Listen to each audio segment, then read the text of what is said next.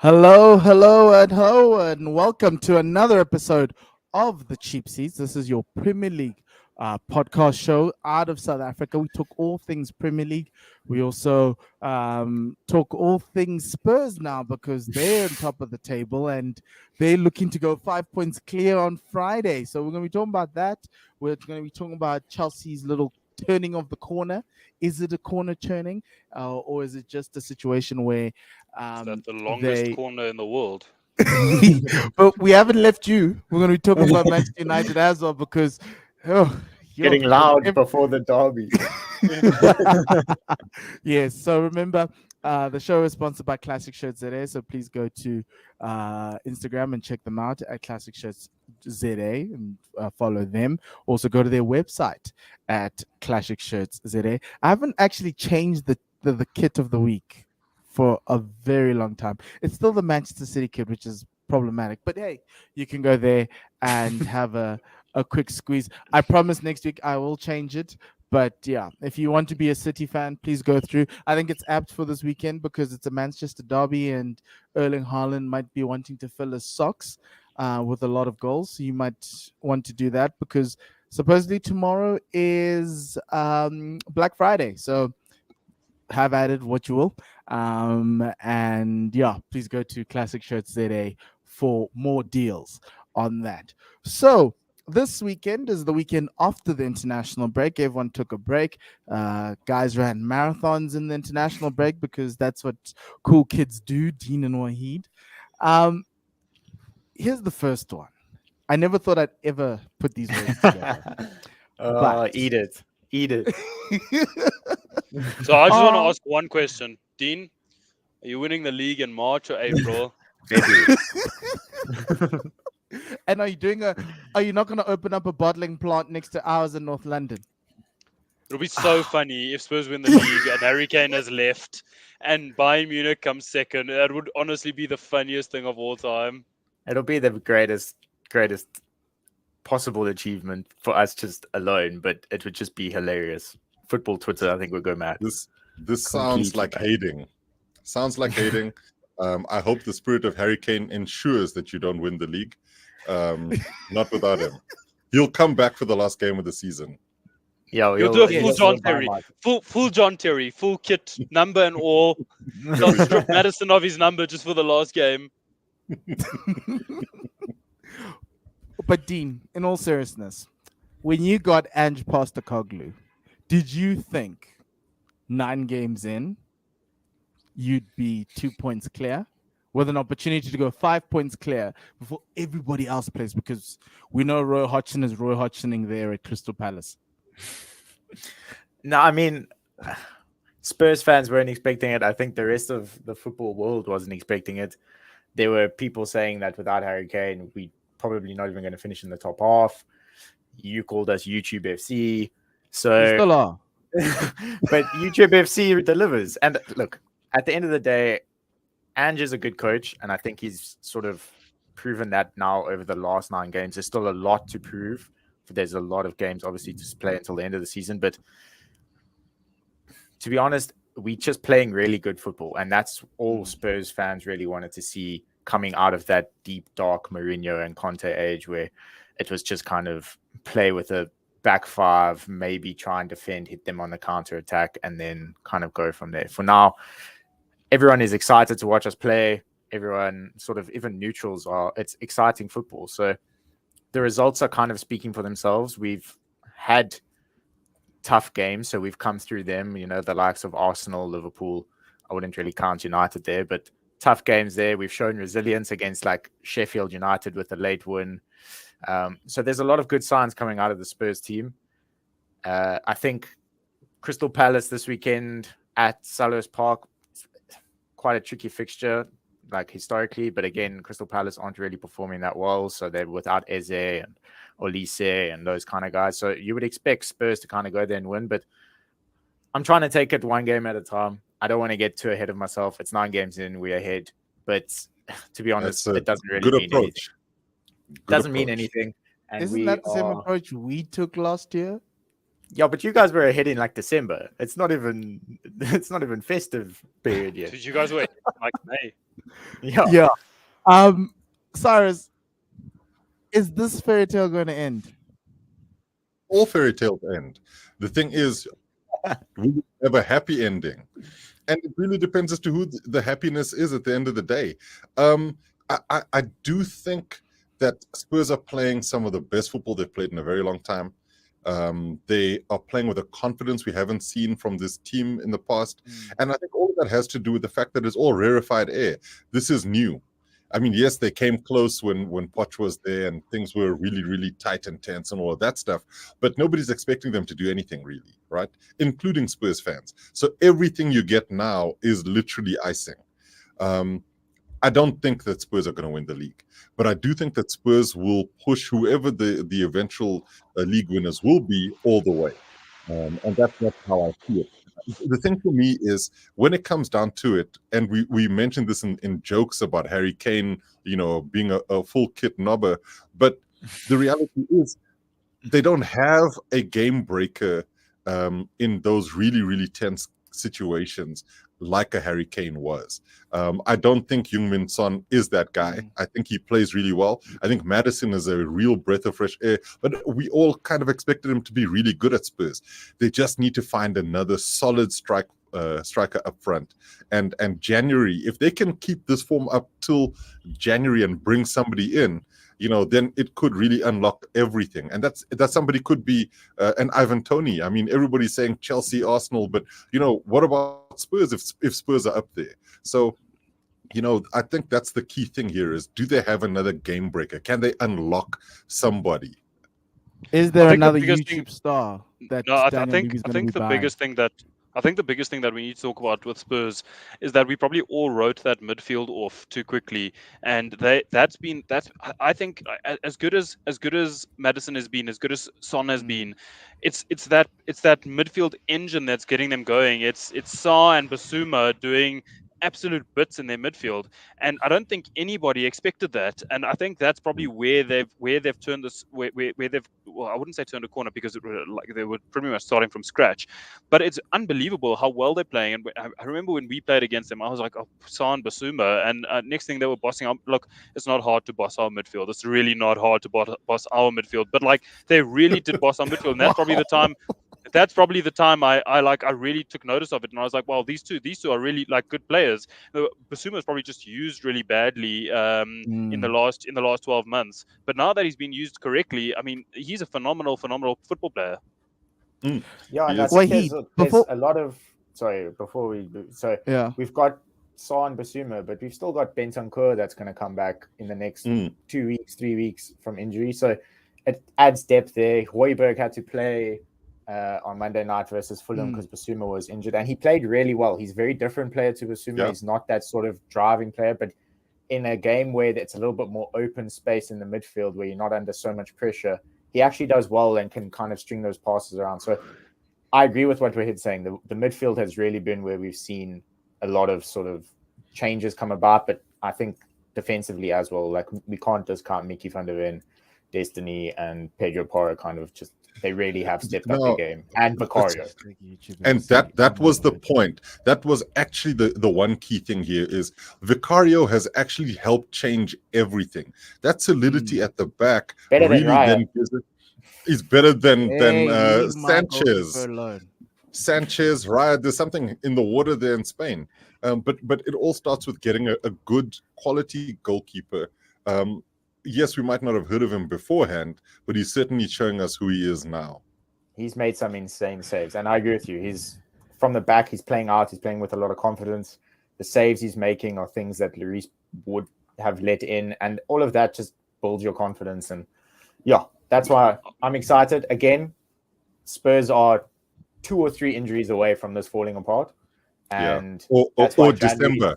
Wait, before we close this out, right? There's one thing that I worry about with Spurs, and that's Pedro Porro's defensive ability. He's a very good footballer and he's a very good attacking player, but if you're playing against a side where Pedro Porro has to put in a shift defensively, I'm not sure he's going to hold his own for extended periods of time. He's not the best defender, and he doesn't have a good defensive IQ. And similar for Destiny. Destiny is not to the same extent as Pedro, but they're both very attacking fullbacks. And I wonder how they'll do when they have to put in a proper shift defensively. But they managed to get through Liverpool. They managed to get through Arsenal. The question obviously- In those games, we'll play Emerson at right back, because he's a little bit more. Look, he's not fantastic, but he's more defensively sound. And Destiny, there's Ben Davies. He's not, but he's a little bit more solid on the left. But it doesn't suit Pep. It doesn't suit Ange's way of playing. So he's still going to go out on the attack. He's going to try and press with Pedro and Destiny, but. He's played Emerson Royal. He played Emerson Royal in the first game of the season against Brentford. So there is at least some sort of backup options that he can draw on. But yeah, January's key. 100%. Does this force Daniel Levy to buy in January if you guys are even top 3?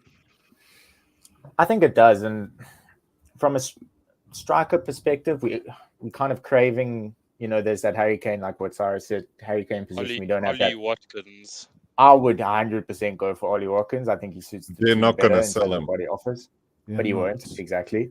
And the price is being quoted for Ivan Toney 65 million, which I don't think is like sort of out of reach for Spurs to kind of go for. So it's obviously being linked to every single club in London. So we'll have to wait and see. But there is a striker, to your point, Paul, at Feyenoord called Santiago Jimenez. Yeah, he scored last night.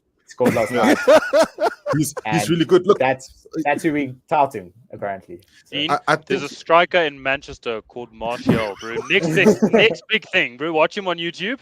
Watch his first goal for the club in red, and stop watching after that. But next big thing, Anthony Martial. Go for him. I think I'll take Rasmus's younger brother at FC Copenhagen before I take Martial. Why not Rashford?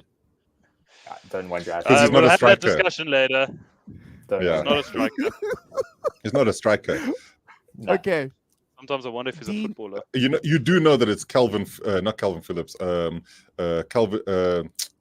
Please not Dominic Calvert-Lewin. Yeah, please no. That's who it is. Spurs have a history with players with dodgy hamstrings, and but that's the thing. There's no more history. In life. There's no more history. Ange is changing this whole club. We've got no more Spursiness. But Dominic Calvert-Lewin, guys don't even know about Spursiness.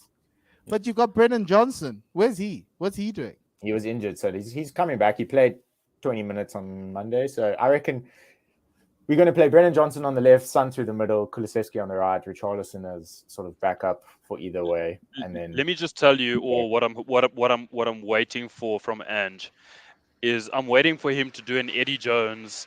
He's going to build it up and then absolutely fall apart, shout at the media, shout at all sorts of people, just be a typical Aussie about it. I'm just waiting for him to do an Eddie Jones. Eddie Jones, you guys at the start of a World Cup cycle, Eddie Jones is brilliant. 3 years in, it all falls apart. I'm waiting for Ange to do an Eddie Jones. Everyone loves Ange. Every single supporter loves Ange. You can't hate Ange. It's as simple as that.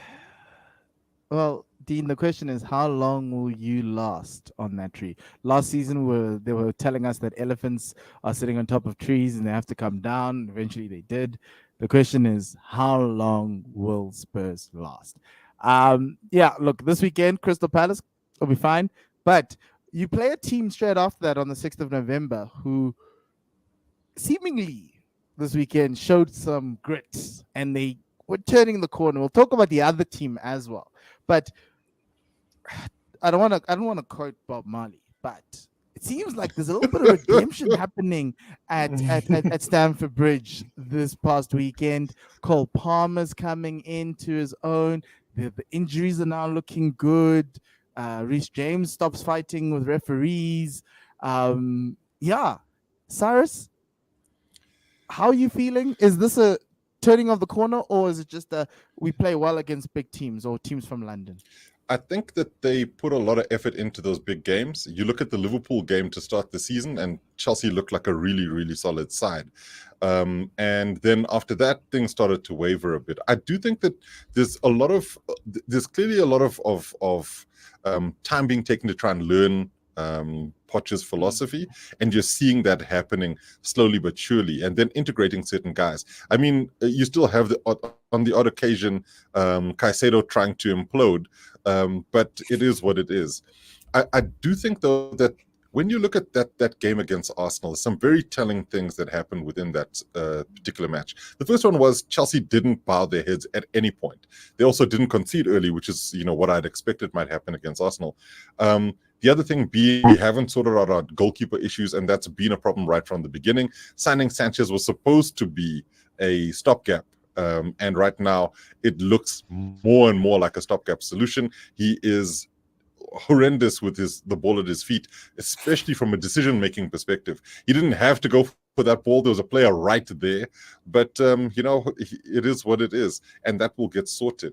What I do think we are seeing from a positive perspective is that you're starting to see an unleashing of some of the attacking talent. So like a Cole Palmer, really, it was a somewhat questionable signing, though he had all the attributes of what you'd expect from a young player who's got a lot of talent, looking to burst onto the big stage. And he's not been overawed by any stretch. And that's also because he's come out of that Man City system where if you make that first team, you are playing with superstars in that squad. So to make it into that first team, you got to be uber talented, and you can't be scared. And that's exactly what Pep Guardiola trains into his young players. So you look at the likes of Lewis, you look at the likes of Foden, and now Cole Palmer. He looks like the kind of guy who can do some bits. The Jadon obvious Sancho. Well, let's be kind to Jadon Sancho. He looked great in Germany. Yeah. Yes. Yeah. So Cole Palmer's become like the most incredible find that you guys have had this season. I understand you guys spend so much money on everyone else, but Cole Palmer is seemingly the guy that actually gives you that attacking threat that you had. Wahid, when you look at this Chelsea side, right, obviously they've made a lot of these changes. They're looking to 2030 because they want these guys to grow with them. Does it look like it's a corner turned, or is it a situation like Cyrus says, where it's like they just live for big games? So here's the thing with Chelsea, and I hate to bring it back to Man United, but I am going to, is that when United are losing or even winning sneakily, I think the underlying stats are really, really bad. The pressing stats, the shots, the sprints, the movement off the ball, the XG concede, all of that's really bad. And at the start of the season, I looked at this Chelsea team losing, but I looked at the underlying stats and I just thought, well, the underlying stats actually aren't that bad. So I was not expecting that. I don't think you can be that bad. I don't think results can be that bad for that long when the underlying stats are good. And Chelsea stats were really good at the start of the season. And I just thought it needed a little bit of time to click. And I'm not sure if that click has happened or if it's in the process of clicking, but I always expected it to come. Pochettino's a really good manager, and he has a very clear vision of how he wants to play football, and he is able to translate that to his squad quite well. Whether we see that at other clubs, who is a question at the moment. We'll come to that just now. But that's the thing with Chelsea, is that I didn't expect that rut to last forever. So have they turned a corner? I would think maybe they either have turned the corner or in the process of turning the corner. I just never expected those bad results to last. Yes, there are some players who I question the fees paid for them, but they may also still come good. We've seen players when Poch was in charge of Spurs who started badly and then came good. So we look at Caicedo and a British record transfer, and yeah, he does not look like a British record transfer player at the moment, but I'm not saying that he won't look like a British record transfer in a season, or even in half a season during the current course of this season. You also need to remember everything that went on with the extreme drama of the Caicedo transfer. He couldn't have been in the right frame of mind at the start of the season. So Is this a team turning the corner? I think so, and I do think Chelsea are going to be up in the top 4 or 5 qualify for the Champions League this season by the end of the season. Wow, that's a massive vote of confidence from a competitor. But Aiden, game recognizes game. And I'm going to go to you, Hey. Dean. Is it the same thing? Obviously, your rebuild is it's like the flash. Also, can I just pause there? Mudryk is a hell of a player.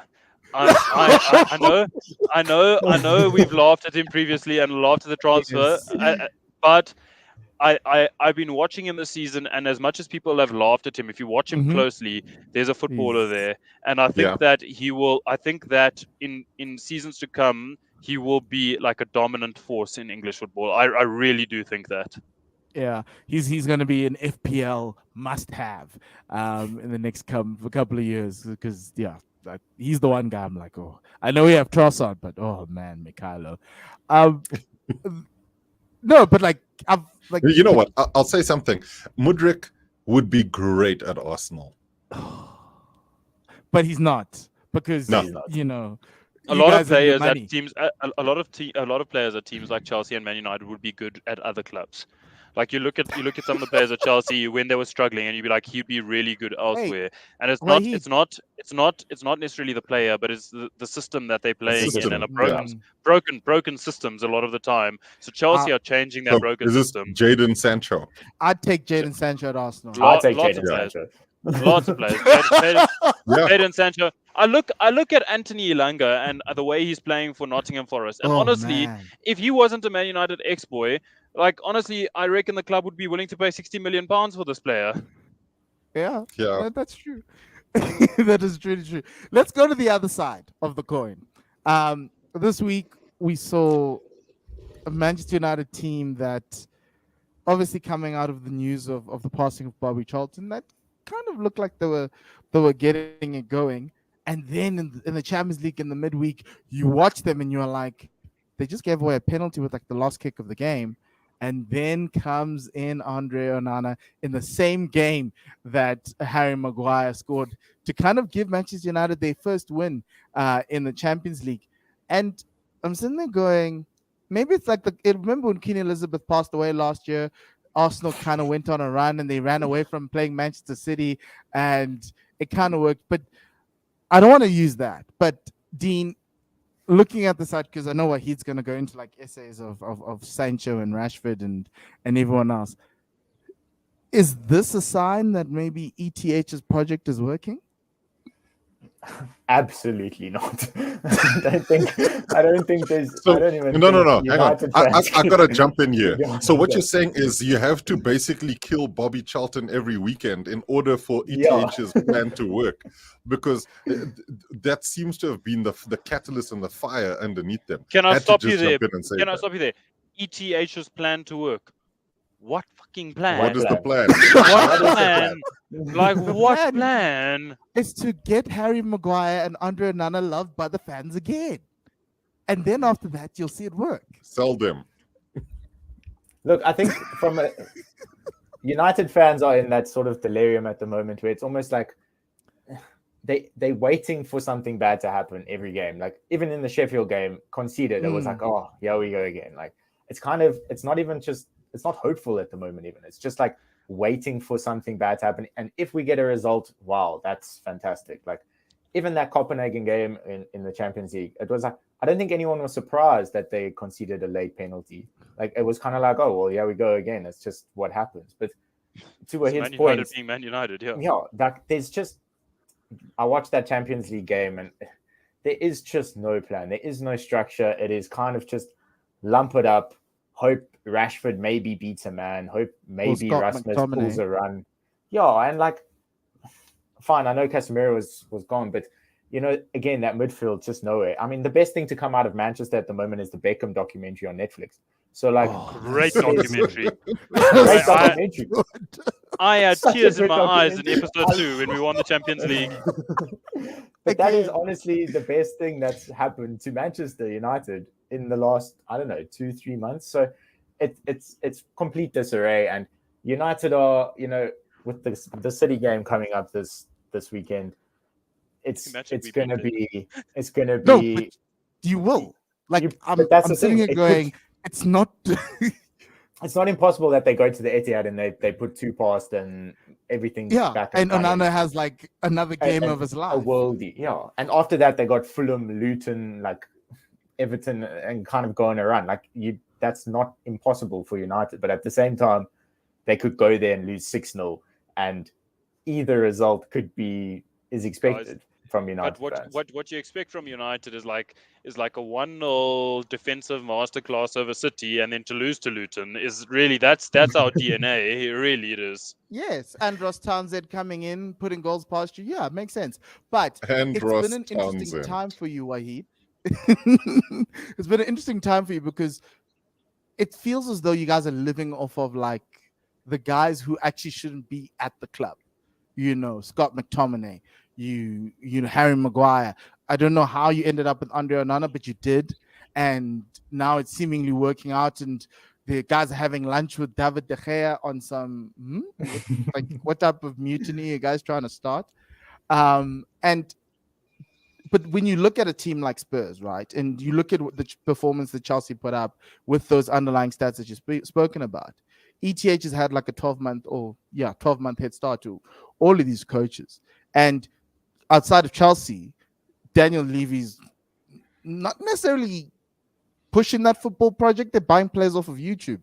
How do you reconcile ETH with an Ange doing really well? We'll leave Pochettino out, but like an Ange in like 4 months, giving Spurs what they are with a lesser squad than what you have. That's so. I can't reconcile it because United's players aren't as bad as forget results, but United's players in the squad aren't as bad as the performance level will have you believe they are. United's players in that squad should be performing to a higher level than they are. It's an eyesore. It reminds me of the second season under Louis van Gaal. It is so boring, and there just seems to be absolutely no plan. So how do I reconcile Ange doing it in 4 months and Erik ten Hag struggling after a year and 4 months? I don't. I can't. And Erik ten Hag, based on a few things he's done, has like got this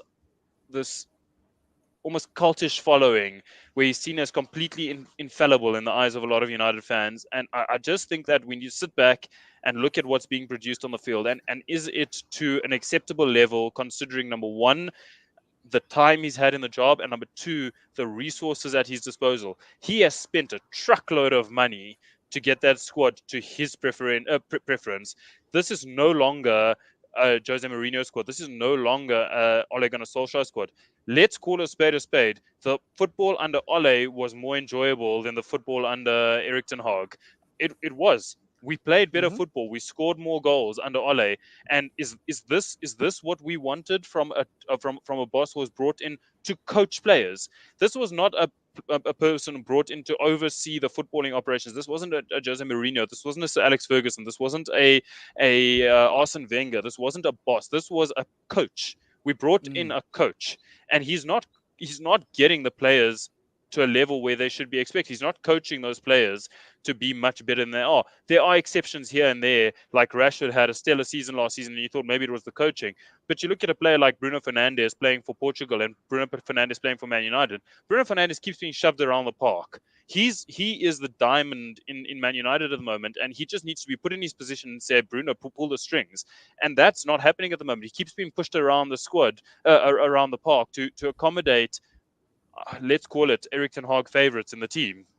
And it's not conducive. It's not conducive to Who are the good favorites? Anthony should not be smelling the starting 11 at the moment based on his form and based on his ability. He's not a good footballer. And based he's on a the one media trick. He's a one trick pony who's not that good at his trick. And honestly, he wouldn't be out of place at Everton. But then is Ten Hag just Eredivisie level? Like that is his level. Well, again, I don't know, and I don't want to draw a conclusion on that. But at the moment, I'm very frustrated with Erik ten Hag because I actually need a coach. Yes, they do. I do They're need a coach, sitting but 17th. you look at it, and not all coaches to come out of that Eredivisie always do well in the Premier League. I mean, look at the previous one. They came out and lost all these games at Crystal Palace and got fired. So there is an argument to be had that maybe Erik ten Hag was just as good as the players at his disposal last season, coming to third and winning the Carabao Cup.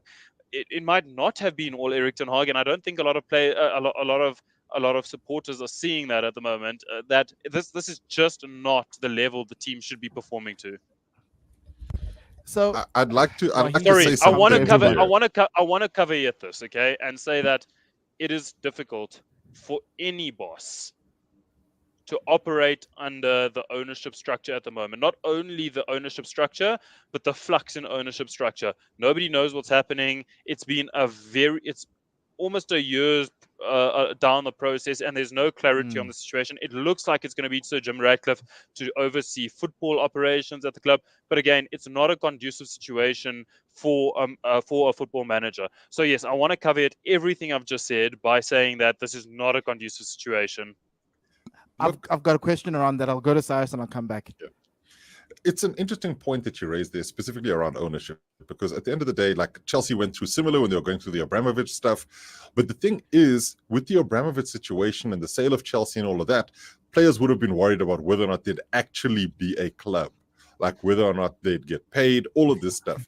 At United, it's just a question of whether or not the guys who sign your checks will be a certain group of guys or someone else, right? And that really then comes down to what they decide to do with the coach. And so there could also at some level be potentially some guys thinking, well, look, if we play badly enough, whoever the new owners will be will look at this guy, ETH, and tell him, yep, you need to hit the road. So it's possible there could be some level of, I don't want to call it sabotage, but if it walks like a duck and, quacks like a duck, it's possible. I just think then let's also look back at some of the other issues around this current team. I think United clearly don't look like they have any sort of structure that we are able to see, just as neutrals. I've watched United games this season and thought, I don't see what the attacking style is here. It's just sort of move the ball around and see what happens. But I think that also, to your point, Wahid, is centered around what is happening with Bruno Fernandes, who really looks as if he's got no idea where he's supposed to be or what he's supposed to be doing. But that's also linked to the fact that they don't have an Eriksen doing much. Mount, is he back? Is he not back? Amrabat was signed because there was this whole push that you needed to have somebody in there. That's not really done anything. So whenever you Amrabat is a crab. Everything goes backwards and sideways. I've never seen more crab-like player in my life than Amrabat. That's who he Mikel is. Arteta was that player. That's who most defensive. Jorginho Jorginho is that player. No, that's not necessary. Most of Jorginho's passes definitely go sideways, but he does sometimes ping one forward. Sometimes looks forward. Sometimes, not often.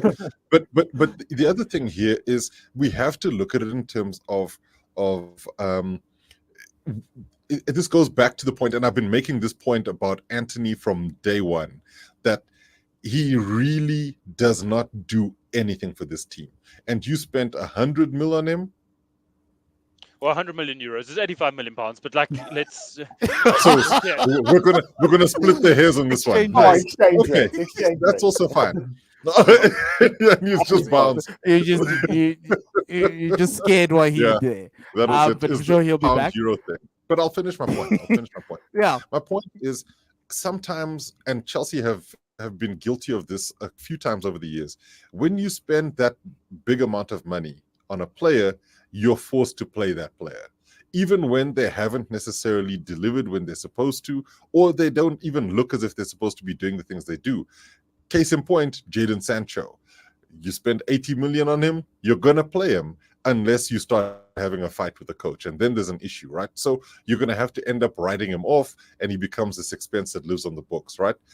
United are in a position where I can't think of any single one of their attacking line where I'm like, okay, if this guy gets the ball, then we're in trouble. I just don't see it. I don't see which United players strike fear in the hearts of men. And Rashford did that for a bit. Rashford last season. That's the thing. It was Rashford last season. Rashford's not the same Rashford So, this season, and it's gone. Guys, It's completely gone. last season they came third. They Yeah. won the Carabao Cup. Yeah. Why can't he replicate that? Like at a minimum. So yeah, seasons running away from you. Surely go back to what worked. I think But there's what a lot was of it? division in What that did work? changing room. Yeah. Well, Like they got something they got a heck of a lot out of Rashford, who, and that was primarily the Cyrus revenge tour, because I kept talking about how poor Rashford was, and he hurt me. I think Wahid was sending Benny some of my messages or the podcasts, and he'd be like, "Look, Rashi, even in South Africa, they're talking smack about you." The Benny McCarthy revival of Man United. Yeah. But Remember that. but I think that when you look at it, right, I think this is also the other thing. I think that Hoyland looks like a really good talent, but I also think that they're not creating the right kind of opportunities for any of the players in the right positions. So when you look at when United take their shots and shots at goal, they're often coming at an angle, never really sort of in front of goal or in the center of the box. And so you're asking guys to finish in positions they're not necessarily adept to. And that also then comes down to, how do you create? Who are your creative outlets? They are missing somebody like Luke Shaw from an attacking perspective, because he gives you an additional amount of width on that left-hand side that would also then free up somebody like a Rashford. And not being able to get anything out of Mount as yet has been massively detrimental to this team.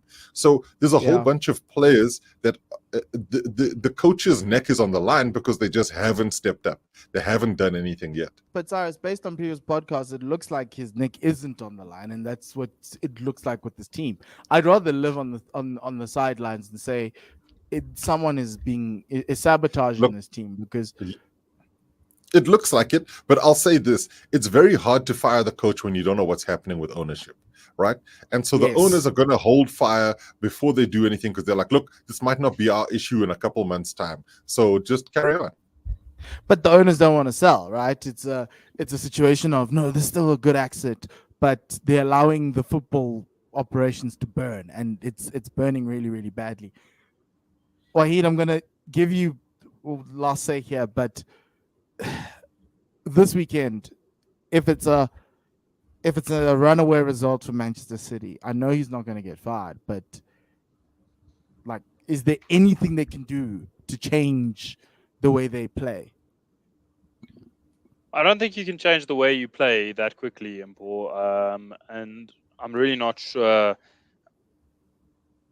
I'm not sure. I don't know the answer to your question, to be honest. I don't know.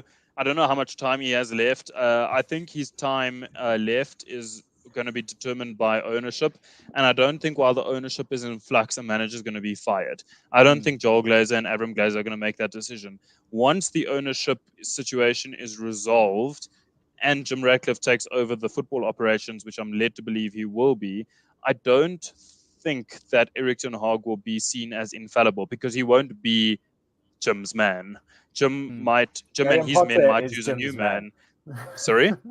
Graham Potter is Jim Ratcliffe's man, apparently. Apparently, we're going to go all Brexit, but let's see how it goes. So I don't think a smacking by City is going to change the job stability at Man United at the moment. You need episode 5 of the Beckham documentary just to get spirits back up, and then we'll see. Yeah, it's just wild, but yeah. Okay, let's close it out on this one, right? How much is City going to give this United team, or is United going to come out with a sneaky little win or a draw? I'll go first. Cyrus? It's a derby. And the Manchester derbies have never been easy games to call, because people, they can be humbled by certain teams, but not those guys. And I think that United might not have played great this entire season, but against City, they're going to absolutely put in more effort than you've ever seen. You're also, on the other end of it, looking at a City team who've not played particularly great football in the last couple of weeks, but have managed to get wins. So I think this will be a lot closer. Back. Yes, that's my Rodri is back. And I think Rodri turns the screws on that team. Haaland comes back. Haaland hasn't had a good season by any stretch of the imagination, but I think he's way better with Rodri in that team. Foden's there. Alvarez is obviously playing really well. So without Rodri, Oh, Doku is Doku. unreal. He is He so he good. really is. In small He's so spaces, direct. that guy is So so good in small spaces. His dribbling is out of this world good. Yeah, but 3-0. the question, 3-0 to City. who? I Wahid, say- what do you think happens with it? I'm not calling this one. I'd say 2-1 to I'm City. not. Yeah, I'd Okay. go like if my I would think that the game sort of follows a similar pattern to the FA Cup final. City dominate us. We might sneak one, make it 1-1 for a bit, but ultimately they'll have too much quality for us. Yeah, I think it might just be a single goal. I just don't know if City's going to. Okay, United can't score more. They can score 2 goals. It's just where's it going to come from? Penalties. Because right now it's Scott McTominay. So Hernandez, I- he's finally back. I can tell you for free, Man United aren't going to stop City from scoring, so it's not a 1-0. yeah, it won't be. But the question is, can it be a 3-2 or a 2-1? I think a 2-1 would work, but 3-2. Or like a 4-3 might- that we saw against Bayern Munich. Red cards come into play in derbies. Penalties come into play in derbies. Anything's possible. Yeah, I think we're just going to leave it at that. Anything is. Before we finish off. That's our prediction. Anything Sorry? can happen. Yeah, and I want to say this. I No, didn't we've expect. given our predictions. Then Cyrus just said anything is possible. Anything can happen. Yes, Yes, but Cyrus. I didn't expect to get on a podcast where Wahid is more positive about Chelsea than I am. But I wanted to just say one last thing about Chelsea, and I don't want it to be like, I think for those of us who support teams that are currently struggling, Dean, you'd be very thankful that's not you. yeah, see you in the next one. But it's easy to get caught up in the minutiae of things, and obviously the draw against Arsenal felt like a loss because of the way things happened over the weekend. But this Chelsea team has got a lot of quality, and I think that there is an opportunity for them to do something towards the back end of the season where they can actually look like a real solid team. And that all comes down to whether or not Poch can actually get somebody like Nicholas Jackson to stop dribbling in the box and to start shooting. Also, all of this depends on how well Aston Villa do for the rest of the season, because maybe they're making top 5 and not the rest of us. Yeah. Do you know, Are you just serious? before we close, at the start of the season, when Newcastle dicked Villa around, so Alex Ferguson had an interview before one game, and he was like, "Oh, I don't know how that happened because Villa are really good," and people laughed at him. They're like, "Nah, man's going senile. Man still has an eye for football. Man still has an eye for football." But they've been a good team from last season. They just, you could see that they had the pieces. It's a question of just making that stuff work. And Villa, the key thing for me with them is they're generally an unlucky team. You look at the injuries they've had, and some of the guys just not necessarily always being available at the most important times. I think Villa are going to be a team. They'll get absolutely beaten to smithereens by certain teams, and they will show up in a couple of games. We'll have got a good record against United historically. Yeah. I just want to also point out that Dean's man Steven Gerrard couldn't get this team playing, but look at what Unai Emery's doing. And with that, now he's sitting on the beach in Dammam. Yeah, with that, let's go. Okay. With all of that, have a great weekend, guys. Enjoy the football. Enjoy that Manchester derby. And yeah, we'll be back the following week talking about 2 teams on the up. Can I just say, none of us actually care about football this weekend because we're all in on the box. There we go. Yes, essentially. Yeah, that's what it is. Yeah, and the Proteas play tomorrow. Oh, Lord. But we will get there somewhere. Outside of that, thank you very much, everyone. Enjoy the football. Enjoy the Friday night soccer, courtesy of Spurs. And yeah, outside of that, goodbye. And le sale cacajizo.